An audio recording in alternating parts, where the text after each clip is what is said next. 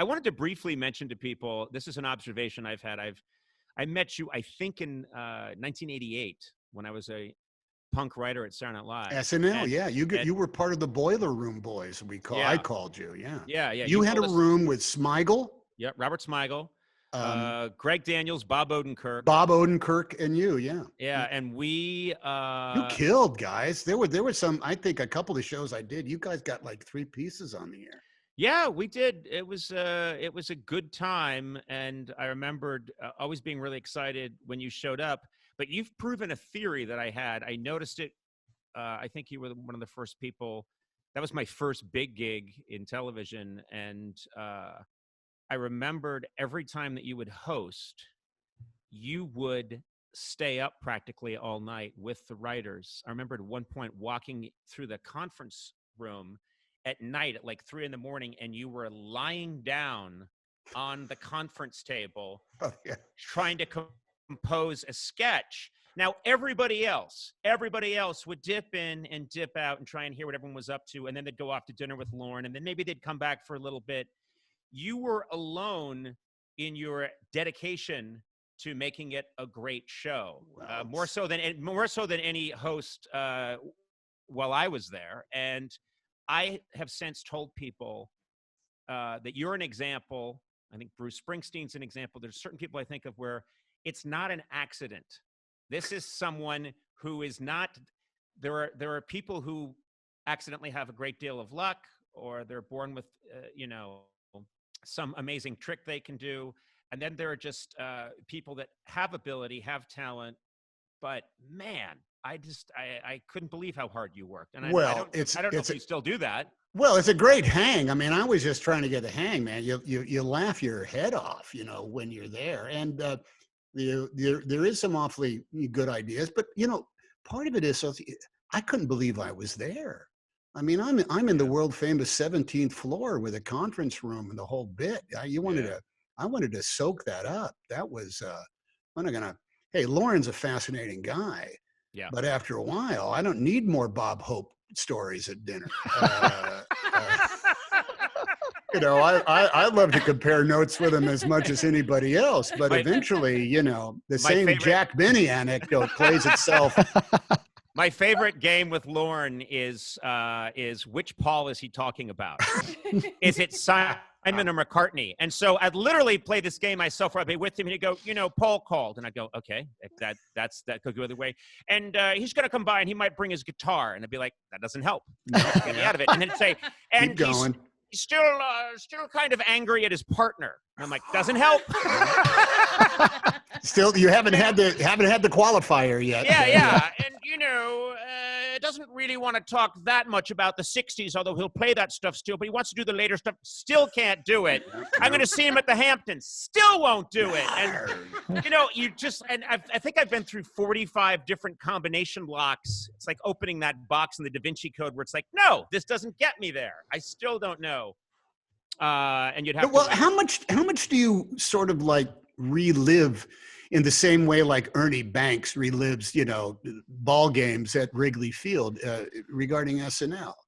I mean, you were there for a substantial amount of time. Every era of SNL is historic in its own way. Yeah, and every era had some imprint on comedy and popular culture. I was there at a very fortuitous time because I was there with the Lovitz, Dana Carvey, Kevin Nealon, Jan Hooks, Nora Dunn, just great cast. But then Mike Myers showed up while I was there. And things just Chris Rock showed up while I was there. And it just kept. Adam Sandler showed up while I was there. So it really was this golden time to be on Saturday Night Live. But I have to tell you, absolute great memories, but also almost PTSD. Well, yeah, a lot of nervous breakdowns, a lot of Machiavellian stabs in the back, a lot of disappointments, a lot of how did this happen? A lot of 4 o'clock in the morning. Everyone else is behind a closed door laughing with other people writing the greatest sketch in the world, and I don't have an idea.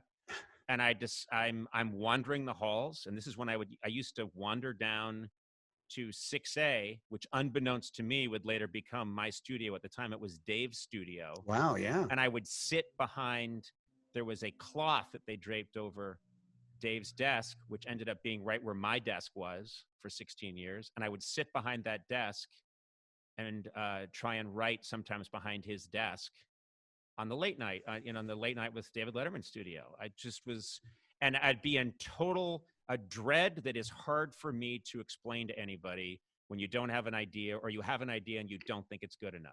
And so, and also 2 of my moments of absolute fear were on camera, and they were with you. Ooh. One was one of the first big things I did on TV was a sketch where you did a monologue about how people say I'm the nicest guy in the world, but I'm really not. It's just, it's ridiculous. It's not true.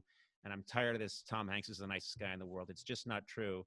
Now, if you'll excuse me a minute, and then you walk off and the camera follows you live, and do you remember this? You perform all these miracles. Yeah, yes. You're Christ-like. You had the line, "Stay away from this horse, Mr. Hanks. He bites." And I petted him and say, "No, he's just a misunderstood creature." Yes. Something like that. So I am waiting, and this is live, and you have no idea what it's like. I mean, you do, but I'm talking to people listening to this podcast. The fear of you're a punk kid, and at some point, Tom Hanks is going to come by at the opening of the show, which at the time is watched by 8 billion people. 8 billion people live. And Tom Hanks is going to come by, and my job was to stand there holding the horse. And then my line was, you go, look at that guy. And I go, "Oh, don't touch him, Mr. Hanks. That horse bites everyone." And you go, "Nonsense. He's just a misunderstood creature. And you pet him. And I go, "Wow." So you're coming, and I just keep repeating my line. And of course, I'm doing the thing we all do when we're in our heads too much. "Don't bite that horse, Hanks. No, don't Tom the Hanks. Wait, don't bite that." And while I'm trying to do it, do you know who the musical guest was that week? Of course you don't. Aerosmith? Nope. No. It was a newly solo Keith Richards with the. Oh my God, with the expensive winos. Yeah, yes, that's right. And Keith Richards was at the Kraft's food service table next to me, wearing pixie boots, and he chooses that time while you're walking towards me. You have about 4 interactions that you have to have before you get to me, and he goes, "Horses, right? Horses," and I'm just going like, "What?" And of course, I'd love to talk to Keith Richards, but not now. He went, "Horses, when you think about it, they're the ones that really brought us through civilization. Without horses," and it was everything. He was explaining how man did it literally on the backs of horses, and he thought that I was the guy who owned the horse. And I almost said to him, "Shut the fuck up, Keith Richards. And your idea is bullshit.